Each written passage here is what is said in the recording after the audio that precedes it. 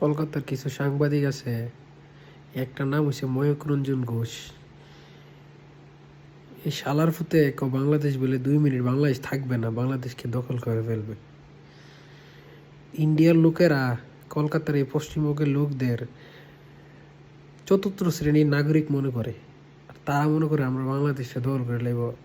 4 minute 2 minute হুমকি দিয়ে বাংলাদেশ থাকবে না, বাংলাদেশ তারা দখল করে ফেলবে। আসলে এদের সাথে তর্ক করাই হলো মূর্খতার পরিচয়।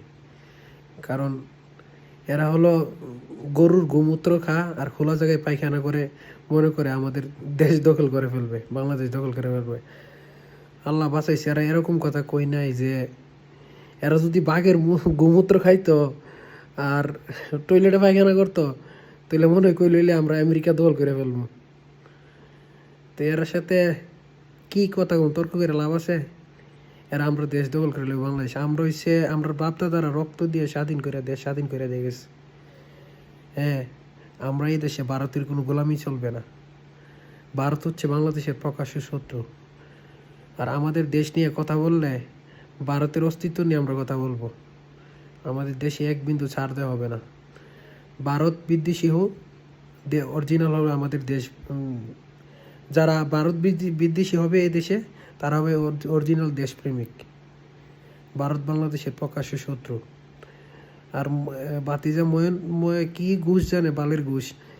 এই শালার প্রতি বলতেছে বাংলাদেশ দখল করে ফেলবো।